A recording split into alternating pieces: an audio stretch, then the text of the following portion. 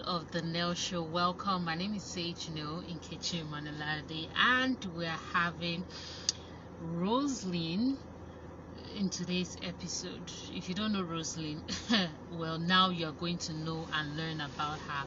She's such an inspiration to the space, to both the language space and the gender advocacy space. And today she'll be sharing with us the story behind her scene, how she started out, why she started out. She has gotten so much recognition.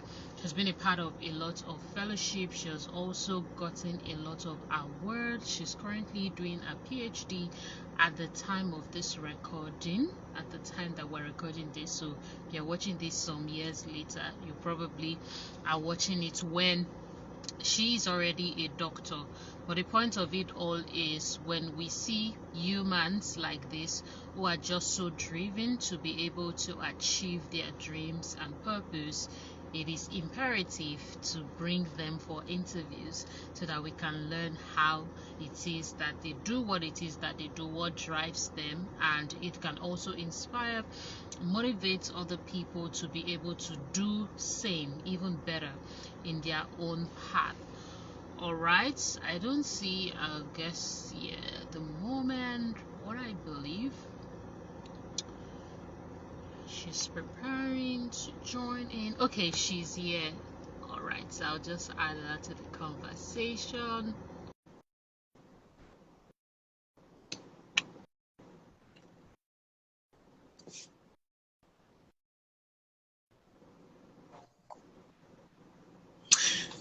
Hello, Bingpe. Good morning. I think. Yeah, good morning. How you doing? Oh, good afternoon. How are you doing? Good afternoon or evening in Nigeria.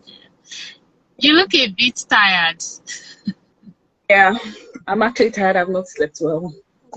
Wow, sorry. Thank you for choosing to do this interview regardless. It's showing on your face, but thank you. Yeah, it's okay. It's fine. All right, so we'll go straight right into just the abridged form of your profile so that we can get right into the question. Driven by genuine passion to help others find feet firmly placed in life, Roseline Adewuyi has for more than 6 years actively championed the cause of girl-child empowerment and gender bias elimination in Nigeria. She's a PhD student in French literature with a graduate concentration in women, gender, and sexuality studies at the Purdue University, USA. She holds a first-class honor Bachelor of Arts degree in French language from OAU, Ile-Ife, where she also finished as the best female graduating student, and a Master's of Arts degree in French with distinction from the University of Ibadan.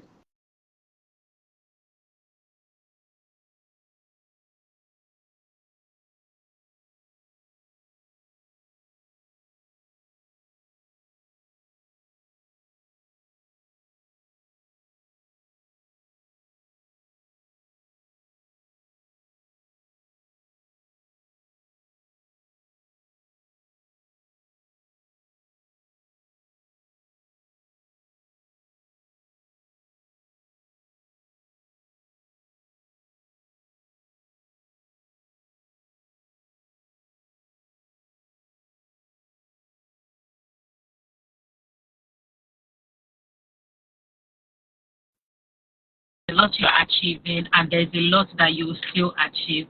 So if you could take us back to what growing up like was for you, perhaps we could learn something from your childhood that has inspired who you are today. Okay, yeah, I think the network actually went off for some time, so I didn't get the beginning of your question. Okay, let me come again. Sorry about that. All right. I was saying, what was growing up like for you? What was growing up like? Take us through your childhood and what growing up was like for you, and probably if that was part of what inspired who you are today. Okay, so thank you for having me here today. I've actually had a long day and I feel so tired right now. I didn't sleep well all night, so it's really showing on my face. Yeah, so basically talking about growing up was actually fun, was great, and all good. At least I had a loving family. I have a loving family, so that actually like had a lot of impact in who I am today, and a lot of ideologies or principles I have. Talking about how my parents actually brought me up. So I think I'll actually relate this to gender issues and all that. So for me, it's actually something that I realize that I am from a very educated family. My parents are very educated, and so for me, I actually grew up in an academic environment, and that actually like impacted a lot of things about me. Then talking about gender issues, growing up, I realized that I noticed a lot of things about the society, how a boy child was expected to behave and how a girl child was also expected to behave. And for me, I saw movies a lot, and I was actually wondering why that was, existing. And I could not really have a good grasp of, the reason why these things actually existed. I asked a lot of questions, my parents questions, people around me questions, and they would actually like shut me up, like, okay, keep quiet. Not my parents, but really, my parents would actually respond to me, but maybe outside there, I wouldn't really get like a very good response. Or I'd also even the questions, the answers I even got, they were not really very like insightful enough for me. I just didn't understand. My innocent mind just could not understand the whole gender differences and things like that. And even like going forward to, for me, I remember as a young girl, I already had this very like strong dream of maybe perhaps doing my PhD. Then I'll tell my friends, oh, after my primary school, secondary school, PhD straight up. And most of them would actually shut me up, like, at you, like, right, girl, Like you're a like girl. this. What are you talking about? Exactly, Wow. what are you talking about? Like, why not go and marry me? Like, most of them, they just thought like marriage should be the next. Now, for me, I was always talking about primary school, PhD, and for them, it was like, okay, this didn't really make sense. And for me, I think everything stemmed from the fact that when I was in primary school, I saw my dad actually doing his doctorate program, and that actually inspired me. That actually, like, that upbringing, so to say. So a lot of things like that. And I saw how the pushback from people when I talked about certain things like, oh, you're a girl, and again, maybe because I have a twin brother. So having a twin brother actually brought out this, we just to brought out this like level of being, hyperactive in me. So sometimes when I would do certain things, a lot of people just like, oh, you're a girl, Mm. just, and I was, quite outspoken. I was all there, all out there. So a lot of people like, oh, why? No, just keep calling a girl, just be decent. For me, I felt like seriously.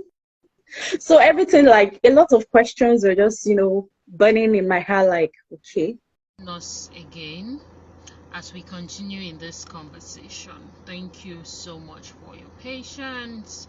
We must make this conversation happen, and we are making this conversation happen by God's grace, and it is going to be an impactful one that will be worth the while despite any frustrating or technical issues. Okay.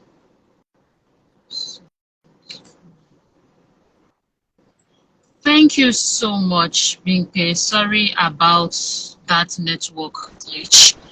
You were concluding your first point, and where I remember you were talking about when you do things well with your twins, and people will say you are a girl, and I think you were trying to conclude a point before it went off. Yes, I was saying that. So when I got to secondary school, I was exposed to literature as an art student, and we read a lot of novels, and most of them actually talked about the plight of women, marginalization of women. So that gave me quite a lot of insights, and that actually gave me answers to a lot of questions I asked growing up. And from there, I started realizing the way of the society, so to say. And I think that's just a summary of growing up for me and all that, and what actually like the observations I actually made about the society when it comes to gender issues. So I wanted to link in talking about your university days. What was that like for you? Was it at that point you started to form your action plans towards what you are currently doing? Or what was your OAU days? What were they like for you? My early days, I was I didn't start anything when I was an undergraduate. my undergraduate was solely focused on reading, and that was it alone. I was not into activism or advocacy during my undergraduate days. In fact, sometimes when I look back at my undergraduate days, I wouldn't say I regret, but then I would like to say that I wish I had actually started like earlier than this, especially when I see like a lot of like female undergraduates now. We're actually like, doing a lot of things. I admire them, and I wish I could like, turn back the hands of time, but that's not possible anymore. I just concentrated on my academics basically. However, during my close like circles, conversations among my friends, I would say certain things, and they would tell me, Rose, you're a feminist. And then I never saw myself as a feminist. For me, I was even shying away from the tag feminism because I just felt like it was associated with negativity. So, but then they would tell me like, they would say certain things and I would like talk like, against certain ideologies, and to say, oh, Rose, you're a feminist. And they'll start comparing me with some people and all that. And also some of the things I would actually post online back then. But eventually, yeah, I think, yeah, so during my undergraduate I just focused on academics basically, but I did quite a number of things related to like plight of women in my literature, in my literature classes, but not like I started anything basically. Yeah. Okay. So you already spoke to us about how you were inspired to start out as a girl child advocate. What I would like you to draw out for us, was it in the literature books that you now started to really get your answers that formed your ideologies for the solutions that you now birthed? Or what was that formation like? Because it's like childhood showed you the problems. So I would like you to please take us to what really now started to give you the solutions to all the initiatives that you've birthed and who you have turned out to become. Okay. Yeah, like I said, literature actually gave me that voice. Like, yes, it's really like made me see a lot of things. Like, it was really insightful, and that's why most times some people ask me the question like, okay, Rose, you're doing literature, you're a French student, but we don't really even see much of French on your social media page, or maybe sometimes like, okay, yeah. So I always tell them, okay, so I'm studying French literature. However, and when you talk about you're studying literature, you analyze movies, you analyze novels, you analyze songs, you analyze documentaries, etc. And for me, the language in which I do the analysis is French language. So I deal with analysis of a number of things, and for me, when I do analysis, I ensure that the focus of the books or documentaries or songs I do, I always try to look at them through the gender lens. So that's what I do. So that's what I'm doing even for my PhD thesis, a dissertation and all that. So for me, that's really the essence of what I do. So literature actually gave me that voice in terms of like, yeah, it's actually made me realize a lot of things. Then if I would like to, I don't know if this might be another question you may want to ask me, so I don't like maybe perhaps answer the question before you even ask me. Okay, yeah, so basically I know you asked me like, okay, when did I start? I didn't start during my undergraduate. My journey started primarily during my National Youth Service year, and that's why up to today I have a soft spot for NYSC. I always tell people anywhere, as much as I know that there should be like this overhauling of the system and all that, but I would say today that I would say boldly today that NYSC actually made me who I am today. Like, no doubt about it, NYSC made me who I am today. And this is because during the National Youth Service year, I embarked on personal community development projects, and that really helped me in a lot of ways. I felt like I could do a project targeted towards young girls because I already saw the problems, and I was in a CDS group called Sustainable Development Goals, and I felt like I could do something like related to, and SDG 5 was on gender equality, so I decided to take like a project up in that line, and that was how I started advocacy. NYSC was the foundation for everything I'm doing right now, and it's really helped me in a lot of ways. I did a lot of running around when I served in the University of Ilorin in Kwara State, and I did a lot of things. I could not believe that I could do certain things anyways, yeah, because I am an introvert. I'm still an introvert, but a lot of people will actually argue this out because they say that, okay, she's very like, like how can it be? how can I? But the truth of the matter is that they call me, I'm still an introvert, but the thing is, I just have to do what I have to do online, post there. Then I feel like writing is just like my safe space. So when I have some thoughts there, I just, try to put them out. But really listening in person, I'm still like, of course, when I'm among like my very close friends, I'm free and, things like that. So that actually took a lot from me. It was like I actually moved out of my comfort zone to be an advocate today. So NYC actually like I pushed myself. Yeah, I really pushed myself because I knew that I really wanted to do something for young girls. I really wanted to impact them. I really wanted to just, change a lot of things. I had this very big dream, like, okay, like, why are young girls thinking this way? Like, just, and a lot of things. And for me, I was really very big on culture then. Like, why would my culture tell me not to do this because I'm a girl? So I was like very, this kind of radical sense of, okay, thoughts and all that. But eventually so I started and that was it. And it was successful. I did a lot. This is like a story for maybe some other time, but I knew that when I was in Ilorin, I knew where my legs actually got to, all because of, advocacy and things I had to do, fundraising, reaching out, going to organizations to raise fund. And I remember during my birthday, one of my friends said something that she was actually like intrigued then, that when everybody would finish CDS programs and they would go to maybe ShopRite to just have fun. For me, it was not like that. My life was different. From CDS, I would go from one company, organization to another, have letters in my hands to ask for, to solicit fund, to, go to schools, do a lot of things, run. So that was what it was for me. For me, it was just like, I really wanted to do something. And I think that was and that was how I actually started. Yeah. Even as you're just sharing it, it's so inspirational because for those who know what NYC is, a lot of people just like to do their CDS and go and rest. But for you to take the extra, nobody's giving you extra money. Use your money to walk around. I mean, it's so inspirational, and obviously that's why it is paying off now. You are such an academician, Bimpe. I would like you to please share with us, in the era where people are like, oh, you don't need academics, you don't need this, you just need influence and your skill or your talent. Why do you think academics is still important in the progress of today's world? I'd like to get your perspective as a person that is deeply into that. Well, for me, people have various reasons and people have various paths, which I respect a lot.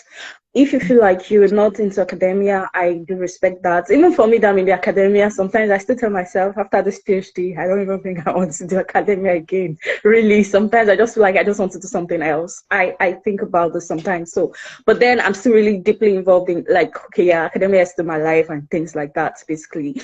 So for me, I think really what inspired me from this part is, like I told you, when I was in primary school, I saw my dad doing his PhD, so that was actually a great influence on me. And my parents are both university professors or lecturers, so to say. So I think that's actually a great influence on me too. Like the fact that my parents are these. So it was like growing up, I grew up with the whole idea of academia, everything, research, conversations with my parents, or even conversations not with my parents, but between them or even with other people. So everything, I would go out. I lived in quarters, so it was more like everything around me, books, student life. I was actually like ingrained in all those things. So everything was around me was like reading, academics, students, school, research, everything. So I think that actually impacted like the way that the old academia thing and everything. So basically, yeah.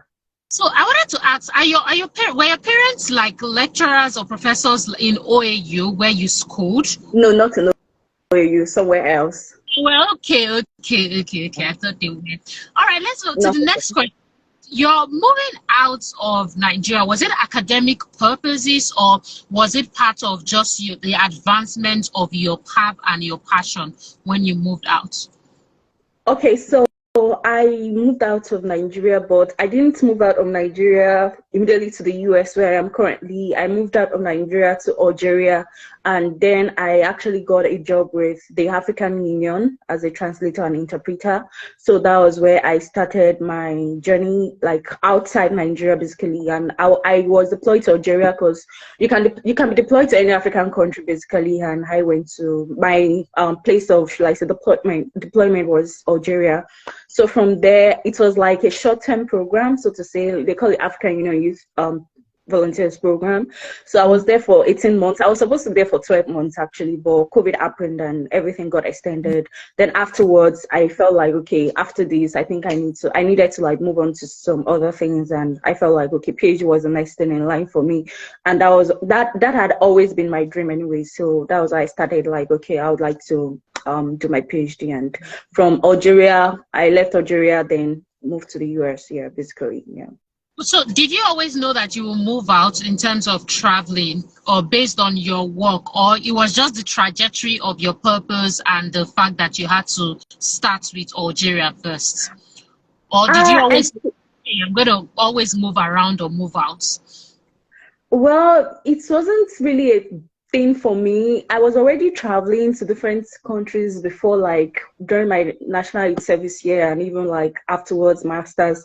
But for me, it was just more of, you know, traveling for short stays, like, okay, just go, come back and all that. I never really envisaged the whole long-term thing as such. But during my master's program, I came to the US for a fully funded program, and I met with a friend of mine who actually advised me to actually like consider PhD in the US. So that conversation actually bettered the whole, like, you know, idea, like, okay, I would like to do my PhD. Then that year I actually applied for my PhD, but none of them clicked, nothing clicked. Then African Union actually came and I took that up, more like, okay, I was already done with my master's, and of course, next thing for me was PhD job, and PhD wasn't really forthcoming then. Job was forthcoming, then I took up the job, then afterwards did my PhD, yeah. Okay. In a nation where there are a lot of, when I mean a nation, I'm talking about our nation, Nigeria now, where a lot of people complain, or they always want to attribute that a person is successful because of their background.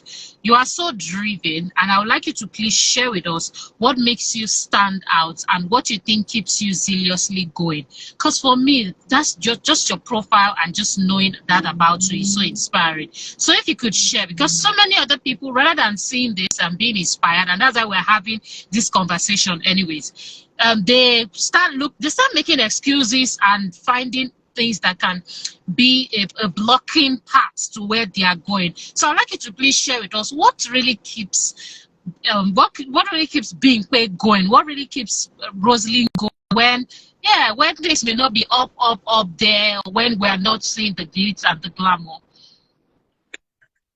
Okay, so for me, I would definitely not shy away from my background. I wouldn't shy away from my privilege, basically, and yeah, that's it.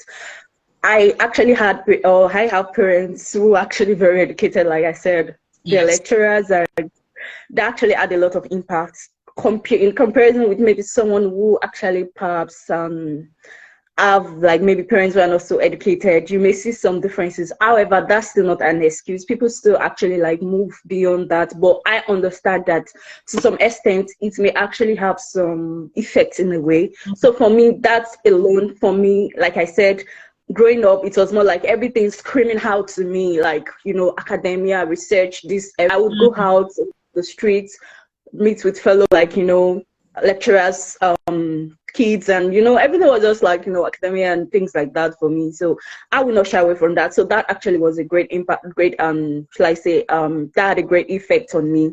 Then I would say the secondary school I went to actually had a great influence on me too.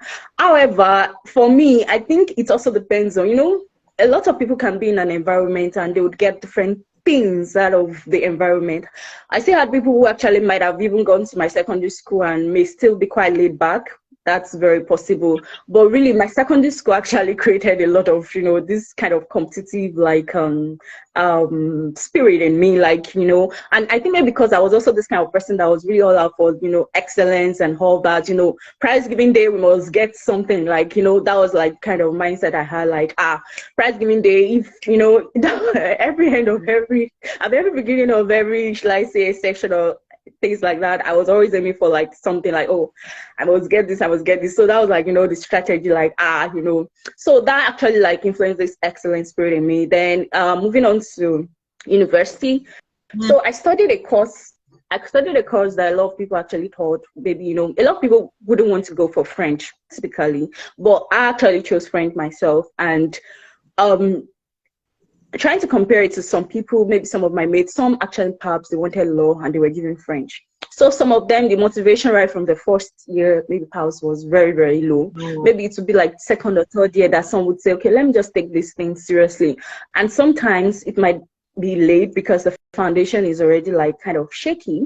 But for me, I knew that I was going to study French right from my under level. I worked towards it. I did French in my UTME, post UTME, WASC, NECO, everything. So I knew what I was going for. So right from the very first day on campus, I already knew that yes, I was going to be very serious with this. I gathered all the materials and started working towards it. And yeah, that was, I was able to finish like, you know, very well and things like that. Then I feel like another thing that keeps me going is because I feel like I advocate for girls. I do a lot of things for women. I talk about being, you know, all out. And so I feel like it will actually be like, you know, I wouldn't say hypocrisy, but it won't tell well if perhaps I'm actually preaching about something and my own life doesn't even speak those things I'm talking about. So I aspire to be very excellent in, as yeah, being a girl, being a woman actually like motivates me. That actually spurs me a lot of times. Like, okay, you know what? I can't be talking about excellence. I can't be talking about female leadership to young girls, and my whole life doesn't even speak those things. My whole life doesn't exemplify all those things I'm talking about. So for me, this is very key for me. This actually keeps me going, and I want to like show them that, okay, yes, if I can do it, you can also do it as a young girl. So there's no excuse. And I can't be, you know, it's even very, storytelling is sweet when you yourself, you actually exemplify all those things and not just like you're just talking from, you know, maybe perhaps theoretical, what's it called, perspective or approach or something like that. But if you yourself, it's like something that is evident in your life yourself. You'll be able to like speak those things and people will say that, yes, she's talking to us and it's not like she's just making things up. These things are real. We can see it and she's actually like doing these things. So she's more like walking the talk, so to say. Yeah. Please, can you tell us, can you give us the name of your secondary school so perhaps we can good? Since you said it was a secret. Well, not like my secondary school. I didn't grow up in a what's it called, big town. It's just a small place in Ondo town. Adewuyi College of Education Demonstration Secondary School. That's the name of my school. You see, we have still to have it already because I mean their effect and their impact, though it cannot be forgotten. Thank you for that. All right, you are part of so many fellowships and you've received a lot of awards. Let's start with the fellowship. What's made you, how did it start happening for you? Because I think what made you get into those fellowship question is your drive for women. So how did this start for you? When you started, did you know that you're going to be in like so many and you're going to be successful in them, even used as examples in some? And then the awards, when they started coming, was it something you already knew that, oh, don't worry, it will come? Or it just happened and you're like, oh, whatever? I'm asking because there are some people that sit things out and they're like waiting and they plan and they do things in a way that they're positioning for certain awards. So I'd like you to share that part of your fellowships and your awards with us. And of course, anybody that wants to go through that part that is watching can also learn as well. Okay, so talking about fellowships, when I started my journey, I never really thought about fellowship. For me, it was just more about the fact that I would like to do something. I would like to impact my what's it called, like my generation, or I don't want to use my generation. It seems so, it sounds so serious. Or let me just say my community, so to say. Yeah, exactly. That was just the, should I say, the idea for me, and that was how I started. And I never saw the fellowships and everything coming. I just started. I just did my thing. Then eventually later, some people would reach out to me that, oh Rose, you do something in this line, and I feel like I saw this opportunity, and you would actually be a good fit for this, just start applying for these things. And from there I felt like, okay, I actually had the story to actually support to those things, like, because I was doing something along gender line. So that's why I started like applying for those things, and those things actually helped me in getting better, because I started really, like, of course, kind of low-key, just doing my own thing in my little way. Then people started, then for me, I was always, anything I did then during my national youth service year when I started, I would post it on my Facebook. Facebook was like my space then, and it's still my space. I still have a soft spot for Facebook, because that's where I actually have like my, so basically, so that was where I started. I would post on Facebook. People would reach out to me like, okay, Rose, okay, yes. So, they'll start like sending opportunities to me. Then eventually I got to discover like 2 opportunity websites. Then I would check those opportunity websites every day. The way people check WhatsApp every day. Yeah. So for me, it was more like I was really intentional about checking all those opportunities every day, because I knew that I wanted like to go far. And the first opportunity I actually attended actually opened a lot of doors. My birthday was last week, and someone actually mentioned that okay, we met at that place, and that Wow. Okay, the person is a guy that he actually, like, if he could actually like point out to someone who actually really maximized that opportunity, and that was like 5 or 6 years ago, that he would definitely mention Rose. And honestly, that was my first opportunity, fully funded opportunity. And at that point, I was really very, very like I was a novice, let me put it that way, but I met a lot of people that they were doing a lot of great things. That program actually like opened my eyes. That was yearly program. Like I was like, God, like, okay, so people are really doing great things. I had no excuse. I was pretty young then, really. I'm still young anyways, but I was really, really young. What year? Wow. 2016.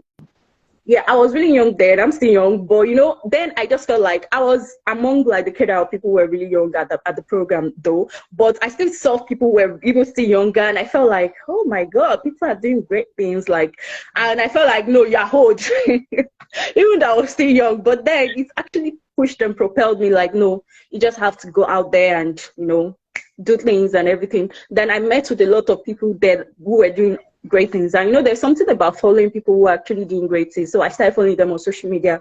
I started like observing their footprints and things like that. So from there I started getting inspired, and I got access to quite a number of opportunities, and I started applying for opportunities.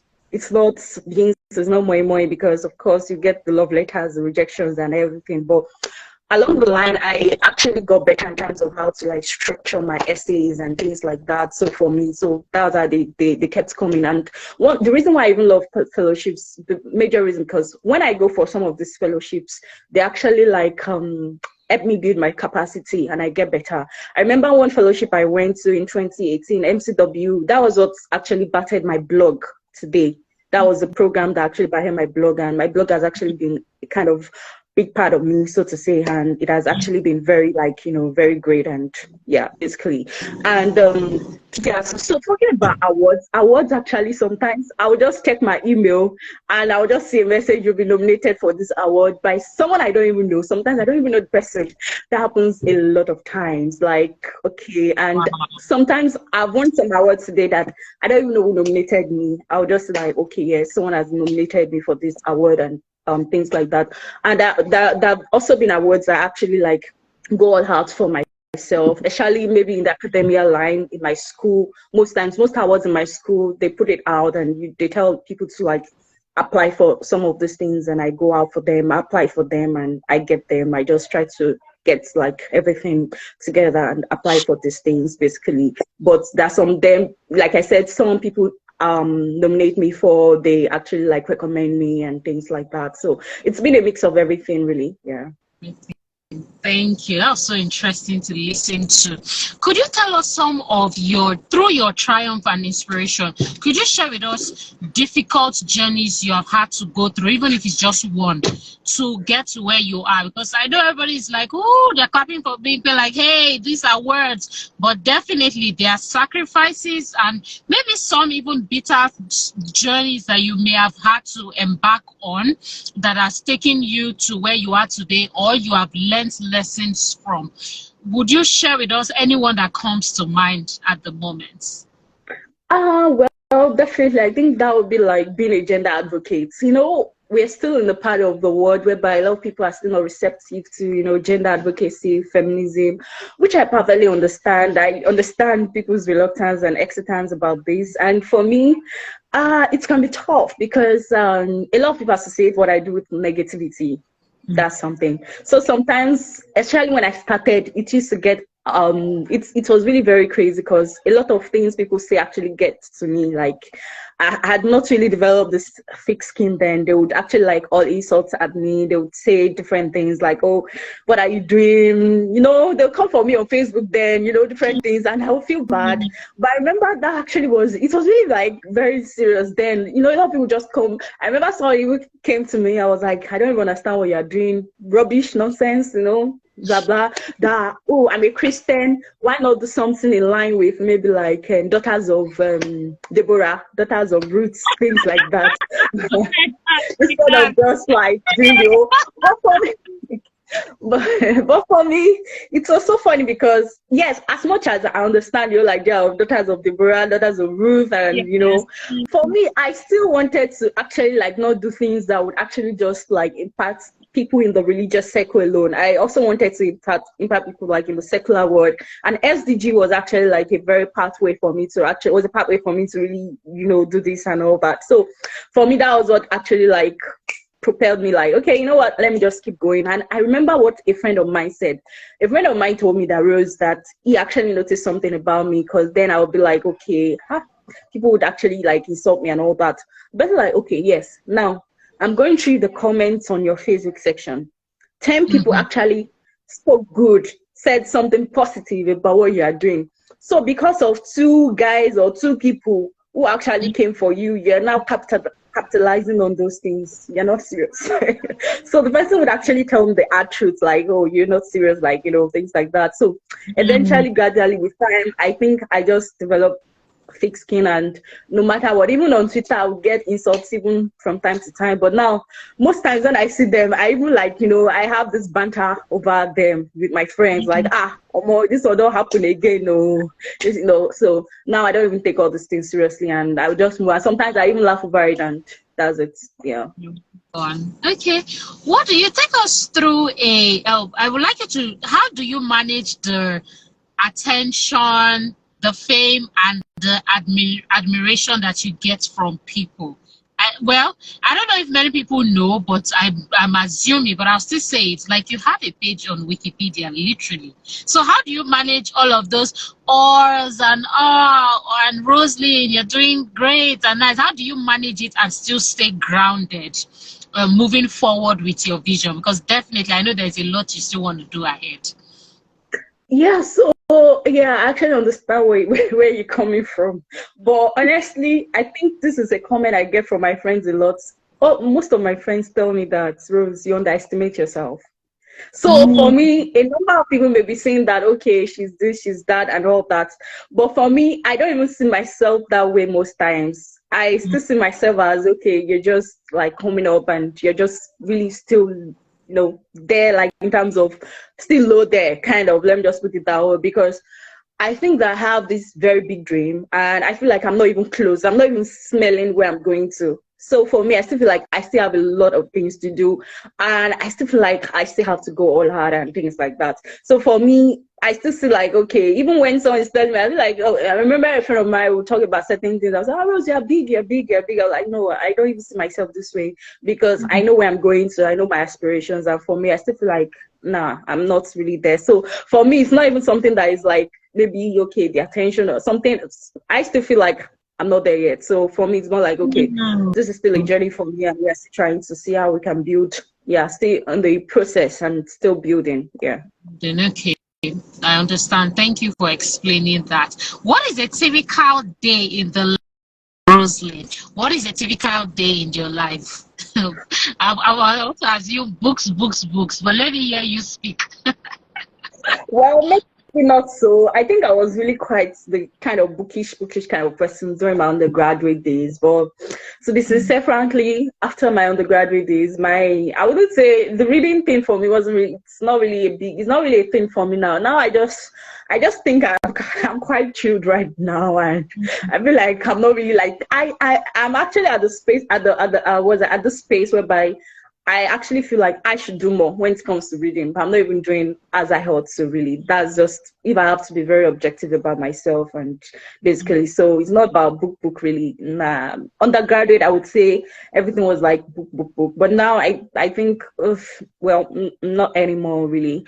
Yeah. So talking about the typical life for me, so I tend to sleep late.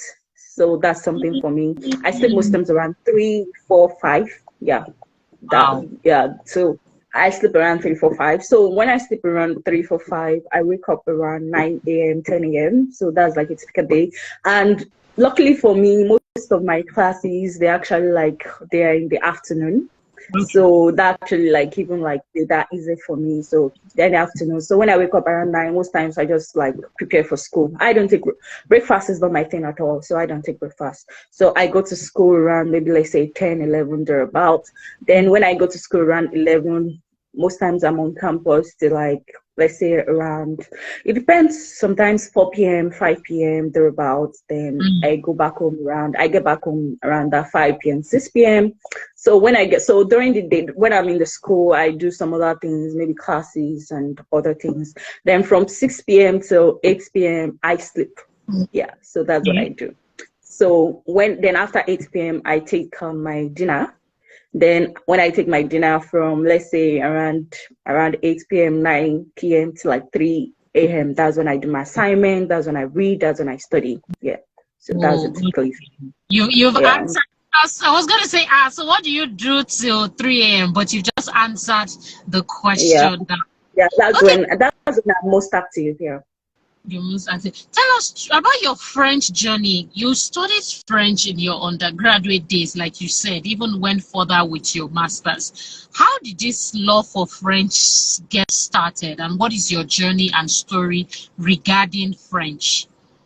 Oh, well, for me, I think I've always loved languages. Yeah, that was a thing for me. So being in the arts class, I was always like, I remember during my secondary school days, I was the best student in French all through my secondary school days, except one year that my very good friend actually beat me to it. And sometimes I still like, we still have banter over it. Like, oh, so that was really, and for me, I just felt like I wanted to do that, and yeah, and that's it for me. So you're bold about, because I followed you on Twitter and we are here now on Instagram, you're bold about your faith and about your love and talk for Jesus. I've seen you tweet at different points in time. Why would you say you are bold about that, and how do you manage that with international opportunities? I ask that because many people who have global opportunities like you and in global spaces, they don't talk about their faith at all. Not like they talk about it with their friends, but they won't come to their page and be talking about it. For you, why do you feel the need that, yeah, despite my global opportunities, I still want to talk about Jesus, I still want to talk about my faith? That's something I observed about you. Okay, that's interesting. Yeah, so for me, I actually have this belief that this is me, like where I am today. I feel like of course, it's also a place of me actually like putting in the effort and actually going all out for what I'm doing. But there's still something about, I still believe in the fact that God has actually been the center of it all. Jesus has actually been the center of it all. I still believe in God's grace, because really at the end of the day, they will say the race is not for the swift or something like that. Like, yeah, a number of people actually doing similar things you're doing, and it's not like maybe they're out there or something like that. So sometimes that's certain things that actually work for me. And sometimes I reflect on my life, I reflect on my journey. And yes, I know that I can be quite hardworking. Yeah, sometimes. And sometimes I feel like I can be lazy too. Sometimes, really. Yeah. But sometimes I feel like things have actually really worked for me, like in a lot of ways. Like, just looking at my life trajectory, primary school being the best, secondary school being the best in my art class, then university days, things like that. Everything had actually, like, been working for me quite well. And for me, sometimes I'll be like, it's not like I'm the best, or maybe it's not like, yeah, I know I'm putting in the efforts, but sometimes I also feel like I can be quite lazy too. So sometimes I just like, no, I feel like, yeah, I strongly believe, not even feel like, God, okay, yeah, God is at the center of this. And I always use every opportunity to always attribute my wins, my successes to God. And being a Christian, so I actually believe that I have a voice. Because of what I do, I have this voice out there. And I believe that it's not going to be like just using my voice in terms of maybe like, putting out there in terms of in the secular setting, so to say. I could also use my voice in terms of talking about God, talking about my faith, talking about my beliefs. And I believe that this is actually a core part of my own identity. And I speak a lot about a lot of things on my social media. And my faith is actually a core part of me. I feel like, why should I shy away from talking about my faith and things like that? So for me, I'm like, okay, yeah, why not? Let's do this. Let's talk about this. And yeah, and Does that's it it for me. pass Yeah. through any of your global opportunities, or so far you haven't noticed? I'm saying, like, speaking about your social impact side, Um, or what do you? Sometimes it actually does, in the sense of, a lot of questions actually come at me, and some people would like say that, okay, you're Christian, you're feminist, how do you, try to reconcile those things? And these are questions that actually come up from time to time. And some people, so it's something like I actually like, I face sometimes in some Christian settings or circles. Some people would actually say me not Christian enough, and some people even like, no, there's this pushback sometimes, like, yeah, a feminist, like, your Christianity is to be questioned. And and even in some feminist circles too, there's this thing like, oh, you're Christian, like, this being you're Christian, are you really a true feminist? Are you really things like that? So I get that a lot. But for me, so far so good. I think when those conversations come up, I just try to respond to those people like, you know what, being a Christian, like, my salvation is actually intact. It doesn't mean that maybe because I'm a feminist, maybe God actually, like, my salvation is taken away or something like that.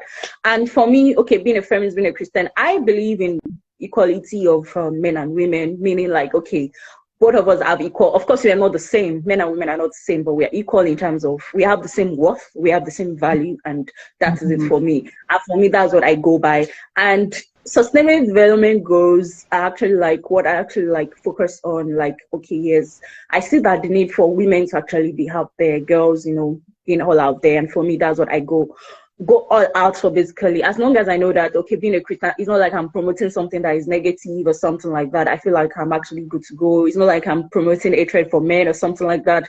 God is love, and I see no reason why I should actually perpetrate, hatred towards men or something like that. So for me, it's more like, yes, I know what I stand, I know my convictions. So yeah, but those kind of conversations come up, and yeah, but then so far so good. I've been fine. And when those things come, we just try to like tackle them as they come, and yeah, pretty well. Yeah. Thank you so much, Binke. We have to wrap up right now. And I have too many other questions here. It's just unfortunately I've got a low battery. However, I would ask you this same final questions as we close out. I'd like you to share with us, how do you refuel and how do you rejuvenate? So how do you refresh and refuel as Binke? And the final question I would like you to speak to is your thoughts to people who believe that they have been trying so hard, but they haven't really gotten a headway in terms of breaking through with their dreams. So those are like the two final questions to answer. Okay, talking about how I refuel and how I rejuvenate. So for me, Like I said, I actually gave a breakdown of my routine, but a lot of people actually think that I don't sleep because most times all night I'm actually awake and But the thing is, I sleep, but just that I don't. Most times during the night I'm awake because that's when I'm most active. But once it's 3 a.m., I ensure that I actually sleep from 3 to like around 9, and I get a good sleep. And luckily for me, like I said, I don't have to wake up early in the morning, super early in the morning to go to school. So that has been working for me. And once I'm back from school to between 6 to 8, or it depends, 7 to 9, I sleep too. 2 hours. My alarm 2 hours. That is actually non-negotiable. So those periods I try to rejuvenate. So I don't joke with my sleep. That's one thing about me. And one thing about me is people tell me that I say this jokingly that I will be in the middle of a storm and I will be sleeping because that's just the best way for me. Because I just like, I beg, what's this? I'll just sleep. Even if like sometimes like I may just get some, news, and those news might just be like, God, I don't know what to do. I would just sleep. That's just the best, that's just my own coping mechanism. I sleep, and that's really worked for me. And also, another thing I would like to say how I rejuvenate. I like movies too. So sometimes I'll just watch a movie, and for me, I do Yoruba movies. Sometimes they can be funny to me. I do Indian movies, and I just relax through movies. I like dancing too. Sometimes alone in my room, I will just play music, and I will be dancing. So I actually enjoy doing those things, and that's how I stay, should I say, stay sane, so to say, when things actually come at me, or when I'm actually burnt out. And sometimes I talk to friends too. I also enjoy sharing with people that are close to me, like I'm facing these, just the encouragement. They may not even really have a solution, but just me pouring out my heart to them, for me, that's enough for me, basically. Then some people who may feel like maybe they may not really have a good. I think sometimes these things actually happen, and I would just say that just keep pushing. For me to, as much as some people might feel like, okay, yes, I'm actually like, they see me all out there and things like that. Really, I've actually had a lot of moments, like I think everybody does, really, that I just feel like I just feel so down. But of course, most times, like, people will say you don't really come on social media to talk about your your losses, or maybe your things you're going through. People just see the the glamour and everything. They don't really know like those things you're actually like dealing with. Like everybody has what they're actually dealing with most times. So those things happen, and for me, I would just say that I just see them as phases in my life, and that I'll actually definitely bounce back and I'll be fine. And maybe if if this is actually like related to maybe opportunities, you apply for things and you're not really getting this thing. I remember the first year I started applying for opportunities. For the first, I think maybe 18 months, I didn't get anything, but I kept applying every week. I didn't get anything, not even one. But eventually I just kept, consistency. I just kept doing that, and over again. And after 18 months, I got a break. I got this kind of big break for me, and I got an opportunity. And that actually opened, a lot of doors, like towards a lot of bigger opportunities for me. And, they say when you want to win something, don't quit, just, keep going and just keep doing your thing. And with time, I believe that you definitely have that big thing that you say you want to hold on to. And one thing I always tell people when it comes to applying for things, really, in a year I will apply for this, just like just trying to be hypothetical about this, maybe perhaps like let's say 10 opportunities, but I may just get, let's say, 2 to 3 maybe that year. And those 2 to 3 people will see that, oh, more, this girl, she has really done something great, and maybe those 3 will just be like the highlights of my year.